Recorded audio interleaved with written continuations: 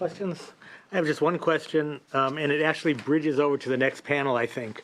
On page, I think the last page of your handout, Mr. Flaherty. Yes.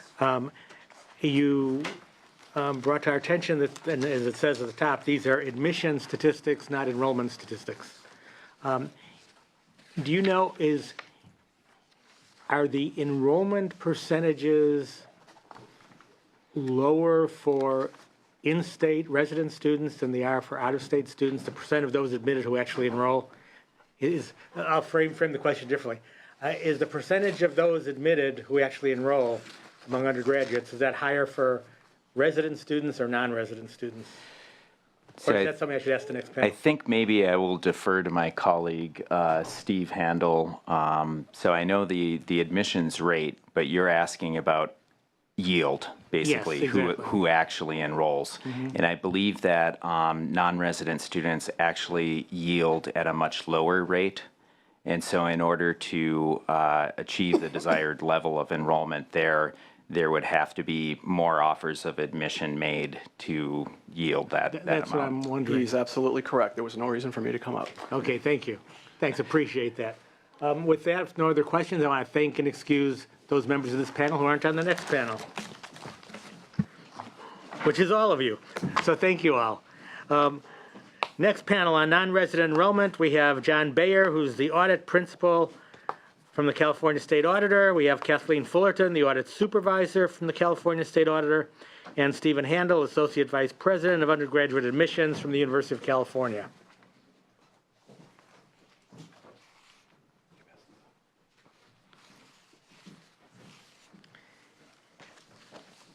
And we will begin with Mr. Bayer. Thank you, Mr. Chair and members. My name is John Bayer with the State Auditor's Office, and actually my colleague Kathleen Fullerton will do our presenting for us. Okay. Good afternoon, Mr. Chair and members. My name is Kathleen Fullerton, and I was the supervisor on the audit. The audit that we released last month showed evidence that the decisions the university has made over the past several years have disadvantaged California resident students, in particular the decisions it's made related to non-resident enrollment. Essentially, the university made several key policy decisions which both incentivized campuses to increase their non-resident enrollment and also made it easier for non-residents to gain admission. In particular, in 2008, the university allowed campuses to begin retaining the non-resident tuition they generated. And in addition, they allowed campuses to set separate enrollment targets for non-resident and resident students. And what we found with those targets is that those for non-resident students grew at a much faster rate than those for resident students. And finally, in 2011, the university changed its non-resident admissions policy that essentially made it easier for non-residents to gain admission. The original policy reflected the language from the 1960 Master Plan for Higher Education, which stated that non-resident students needed to demonstrate academic qualifications that placed them in the upper half of the residents that were admitted. So it's the 1960 policy that was taken forward into the university's original non-resident admissions policy. There was not a contemplation of a 1987 review of the master plan in the university's official non-resident admissions policy. In fact, it changed. The wording was exactly the 1960 policy, and then was amended in 2011 to show that non-residents need only compare favorably. So the standard the university now uses is that non-residents should compare favorably to resident students. The impact of the policy decisions that the university made was that non-resident enrollment increased significantly, was that non-resident tuition revenue increased significantly as well, but also that the number of non-residents admitted who fell below that master plan standard increased quite significantly. And that data is provided to you on your agenda on page 19. So what we see is about 16,000 non-resident students admitted over the past 3 years who did not meet that master plan standard. So their qualifications actually fell below the below the resident median. So had the university adhered to the original 1960 master plan, these students would not have been admitted. This analysis that we conducted for the 16,000 students factored in every academic indicator. So that's every SAT score, every ACT score, and both weighted and unweighted GPAs. But we did look in a little bit more detail into GPAs and SAT scores. So we provided to you on your handout the first page of it, which is noted as Table 5. What that shows you is the GPA scores, the average GPAs for both residents and non-residents at each campus. And that's showing you that in 2014-15, at every campus, the GPA scores for non-residents actually fell below the average GPA for resident students. And the reason we highlighted that in our report is because the university gives more weight to GPA scores when it is evaluating applications. But we also wanted to give you some information related to SAT scores. So SAT scores are on the following page. And what that is showing is that while non-resident SAT scores are generally higher than those for resident students, what we're seeing is a narrowing of the gap. So what happened is system-wide, the SAT scores for residents increased by about 34 points, but they decreased for admitted non-residents by about 36 points. So that's just an overview of the system-wide average SAT scores. Some of the additional concerns that we had, that we identified in the audit, were that the university did not take sufficient steps to better its own business practices or look for internal savings prior to turning toward increasing non-resident enrollment. And we identified several opportunities for which the university might be able to use other sources of funding to help enroll additional resident students. But we were told by the university that non-resident tuition helps them subsidize resident enrollment. Some of the data that we evaluated shows that that's not the case. In particular, on page 3 in the handout we provided, what we're seeing is that between 2010-11 and 2014-15, we actually see a decline in the overall resident population despite significant increases in non-resident enrollment and revenue. And that is happening at the flagship campuses in particular. So we asked the university to demonstrate to us what it does with non-resident revenue, and it wasn't able to give us enough specific detail about what it does. In fact, it doesn't give campuses a lot of guidance in terms of how it spends its money, the non-resident revenue that it generates. And we also asked the UC to give us a metric. So for every non-resident you bring in, how many resident students could you pay for? They were unable to give us that information. So what we did on page 4 of your handout is we did some analysis on how many residents the UC might be able to bring in given different non-resident ratios.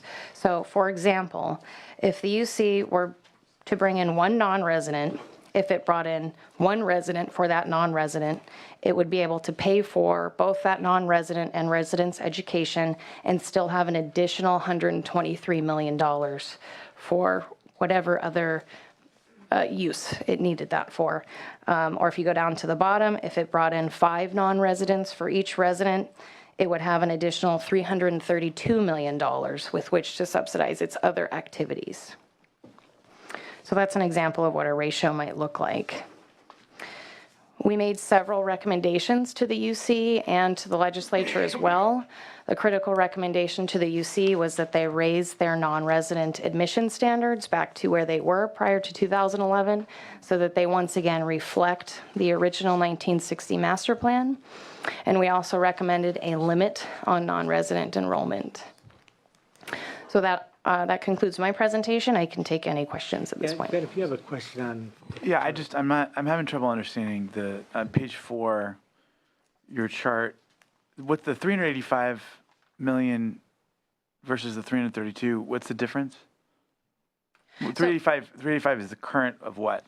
That's just the current amount they're bringing in right now based on how many non-residents they had enrolled as of 2014-15. So right now, there is no specific ratio in place. So they're essentially not bringing in a non-resident or resident for every non-resident they're getting in. And that's less the expense to educate those non-residents, the cost to educate them.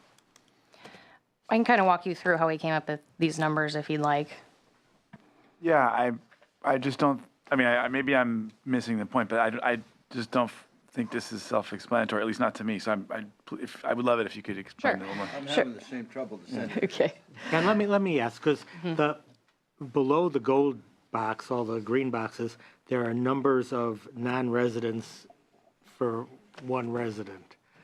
How many non-residents would it be in the gold box? Is it 6 or for 332.7 million, that represents 5 non-residents, Right. and they bring in just 1 resident. So if that were the ratio, if they brought in 5 non-residents and the requirement was to bring in only 1 resident for every 5 non-residents, they would be able to pay for the educational expenses for all the non-residents and the resident and have an additional $330 million, $32 million in revenue.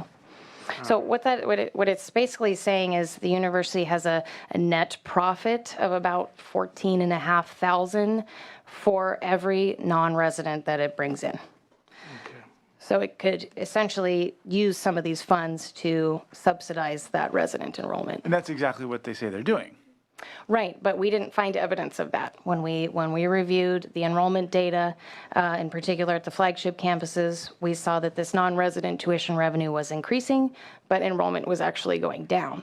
And when we looked more in depth into how campuses were spending these funds, we found that they're spending them in a variety of different ways, not always benefiting directly students. They might be spending those funds on institutional support, for example. Right, but what they've said is that that effectively the resident population has stayed about the same. I understand there's been a little fluctuation here and there. A lot of that is just normal because it's such an art, not a science in terms of admissions policy.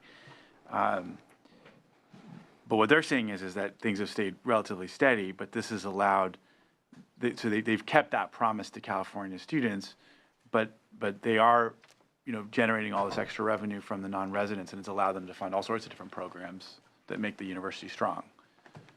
And I don't know that it would necessarily have to just go to some particular type of program to be a legitimate revenue and expenditure.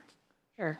Yeah, our concern is that the university has made public statements that it uses the non-resident revenue to both subsidize and increase, actually, initially said, to increase resident enrollment, and that just hasn't been the case.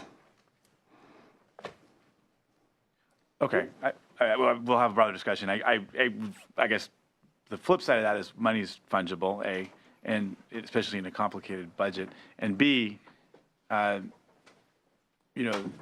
have been these cutbacks from the state, and so they've kind of been in recovery mode. Mm-hmm. That's their argument, but I'm sure we'll have a robust discussion as we get to hear from everybody. Sure. Okay, then we will move on to our next panelist, Mr. Handel. Thank you, Chairman Block, and members of the committee. We appreciate the opportunity. The university appreciates the opportunity to speak with you today about the University of California's undergraduate admissions and enrollment policies. My name is Stephen J. Handel. I'm the Associate Vice President for Undergraduate Admissions for the UC system.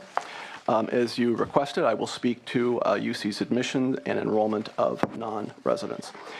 Let me start with providing a little bit of context regarding our enrollment of non-residents. Non-residents currently make up 15.5% of our undergraduate enrollment, about 31,000 students, compared to 168,000 California residents. Non-resident enrollment varies among campuses. 15.5% is a system-wide figure based on 2015-16 headcount of students. 6 of our campuses have fewer than 15% non-residents. There are 3 campuses, however, that have significantly higher enrollment. That would be Berkeley, UCLA, and San Diego. They are also, I might add, the campuses that are among the highest number of campuses that enroll the greatest number of California residents. President Napolitano has instructed those 3 campuses, whose non-resident enrollment is in the 22 to 24% range, to cap their non-resident enrollment at current levels. Now, despite the recent interest in the enrollment of non-residents, enrolling California residents remains our first admissions priority. And it is important to emphasize that non-resident students are enrolled in addition to, not instead of, the Californians we enroll. Moreover, as you can see from display 2, oh, and by the way, here I have some charts for you guys. Forgot to give those to you, forgive me. As you can see from display 2, residents are still far more likely to be admitted, both to the university and to a campus of their choice. And all Californians who meet our minimum criteria receive at least one admissions offer to a UC campus. In addition, display 3 shows that residents are more likely to receive multiple offers of admission from UC compared to non-residents. So let me emphasize again, UC admits every California resident student who applies and who is UC eligible. This is not a guarantee that we extend to non-residents. Finally, growth in non-resident students does not constrain UC's ability to enroll growing numbers of California resident students, as we are doing now, as my colleague pointed out earlier. The key to enrolling Californians is state enrollment growth funding. Let me now touch on the academic qualifications of our non-resident students. The recent audit report claims UC is not admitting non-residents who are as qualified as residents, and that assessment is incorrect. UC requires non-residents to be at least as qualified as admitted residents. In fact, we hold non-resident applicants to a higher minimum GPA. UC also uses an admissions process called comprehensive review for non-residents and residents alike. The process ensures that UC campuses look beyond GPA and test scores in the evaluation of applicants. We evaluate students on 12 additional factors beyond GPA and standardized test scores. Now, the audit report focuses on just 2 academic indicators, grades and standardized test scores. This is understandable. They're auditors. They need to find certain particular metrics that boil down to numbers. Now, although these 2 measures are part of our evaluation of applicants, UC's goal is to be sure that students receive a far more thorough review of their accomplishments on a variety of criteria related to their high school achievements. What this also means is that you will see variations in quantitative metrics among residents and non-residents, and that's to be expected when other criteria are taken into consideration. Still, GPA and test scores are important.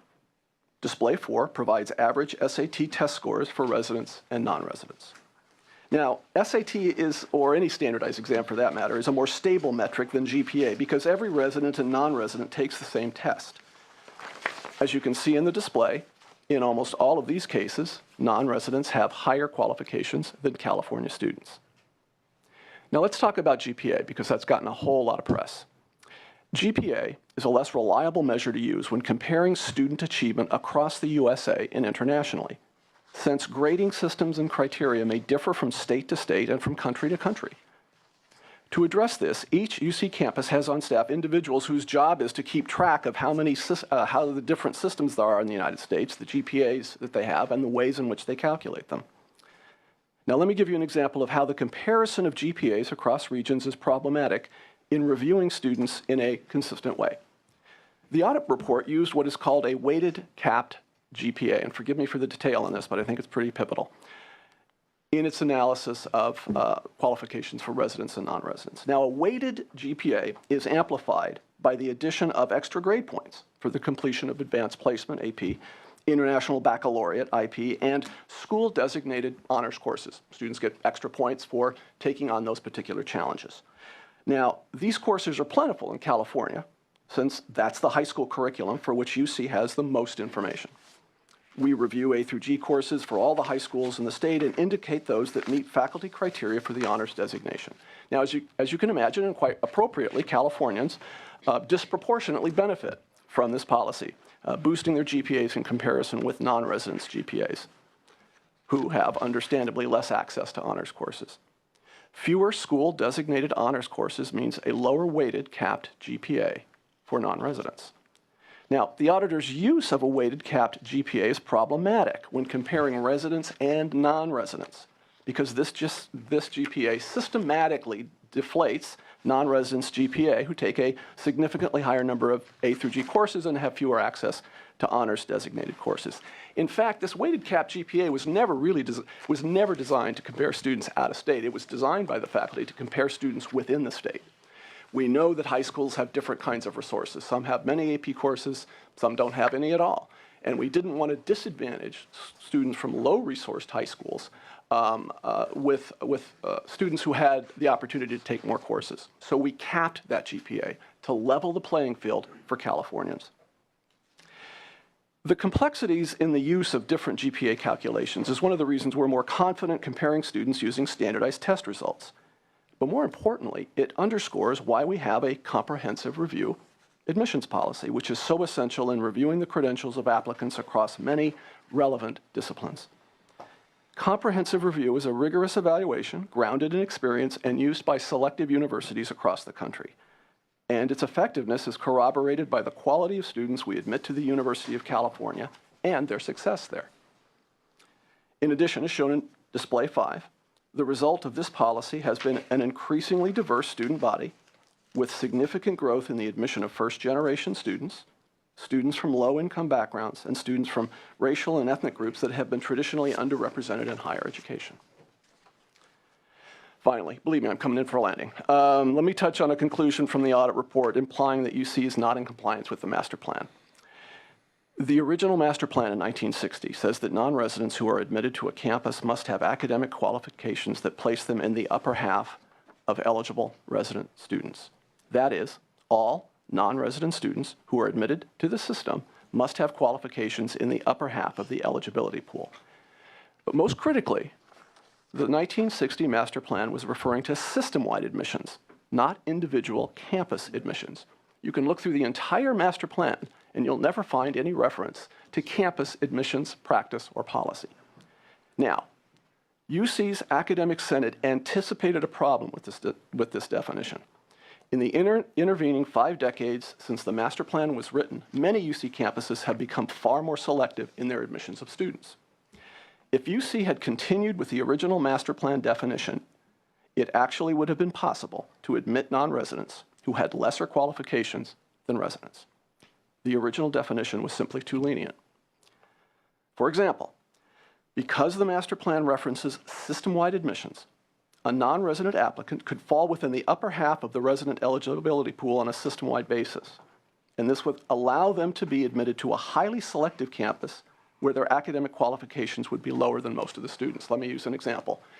The GPA for UC Berkeley, the average GPA is 4.0 or above at this point. If you use the upper half of the eligibility pool system-wide, that's 3.5. So a student, a non-resident student, theoretically, with a 3.5 could get into Berkeley, while a California resident would need a much higher threshold. The Academic Senate thought about that carefully. They developed the Compare Favorably standard, which applies to individual campuses and accommodates the specific selectivity levels of each campus. It's a simple and straightforward criterion.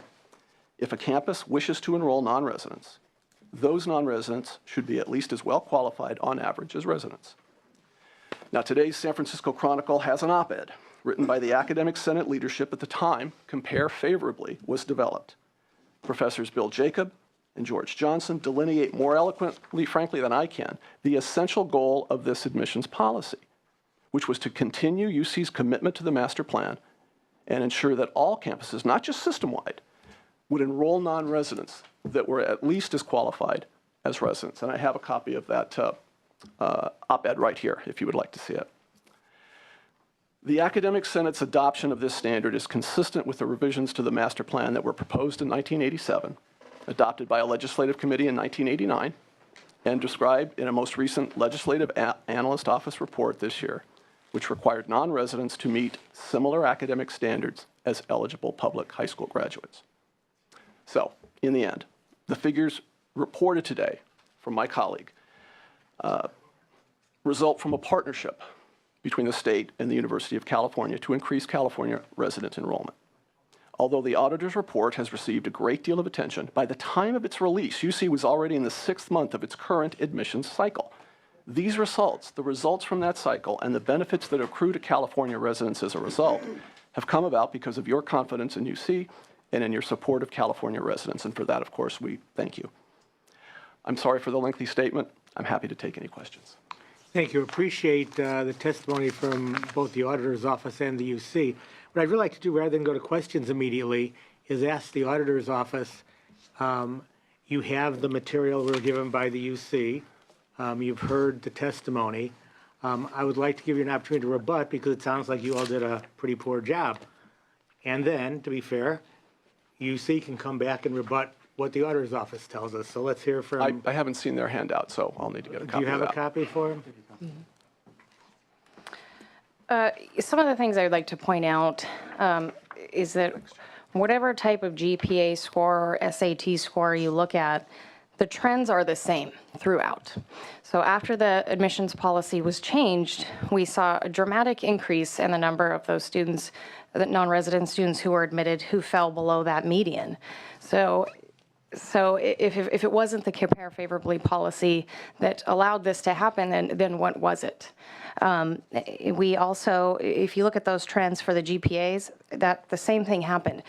Mr. Handel said that weighted GPAs are not a good measure. However, we saw a very sharp trend that coincided with the increase of the non-resident enrollment. We saw a sharp trend in those non-residents admitted with lower average GPAs. They were using, we trended that GPA score throughout the whole 10-year period. So I would say that it's important to look at the trends. And also our analysis of the 16,000 students who were admitted who fell below that non-resident median, that is based on a campus level. So I agree with Mr. Handel that looking at those numbers system-wide could be misleading. So we calculated that 16,000. We found the median for each academic score at each campus. And then we tallied up those non-resident students at each campus who were admitted, who fell below that resident median. And then we removed any duplicate students. So that was really a conservative approach, in our opinion, in terms of calculating that number.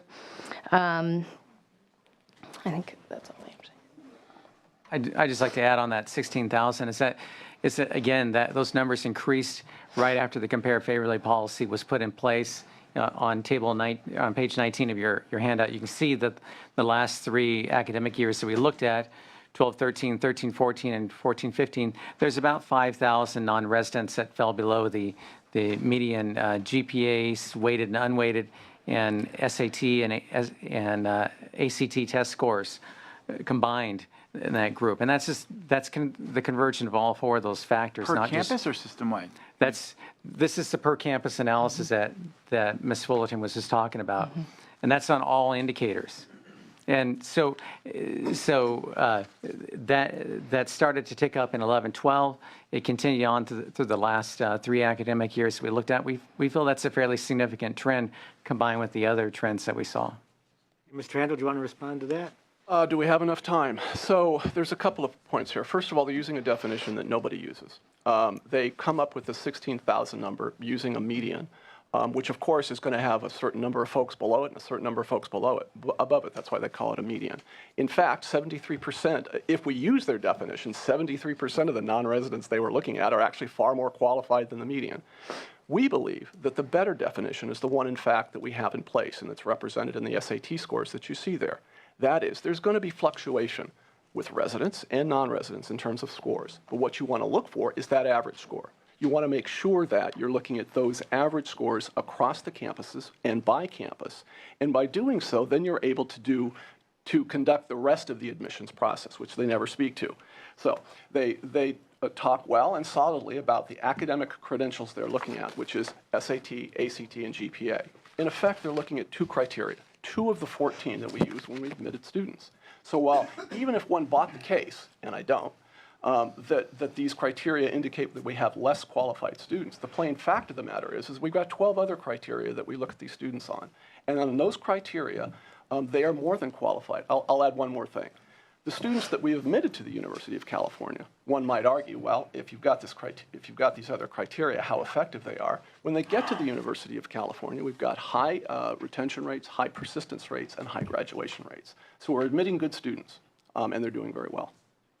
And theoretically, at least, the non-resident students do significantly better on these 12 other criteria than the resident students. They need to compare favorably. They need to be better than the California Why students. do you think on those 12 criteria they're better? What are we doing wrong in California on the other criteria that you're Doing nothing wrong in California at all. The non-residents that we want to admit, what the faculty had in mind was to only admit those students that were in effect better than Californians on a variety of those measures. So both GPA and SAT, as you say, but also some other things. So for instance, what was the trajectory of their grades when they went through high school? Was it going up or was it going down? Did they present any special projects? Were there things that distinguished them artistically or otherwise? These are the kinds of things that go into a comprehensive read of these applications. Keep in mind, in our holistic review process, we read these applications at least 2 times, sometimes 3 times and 4 times for all of our applicants. And it's that read process that factors in the total admission.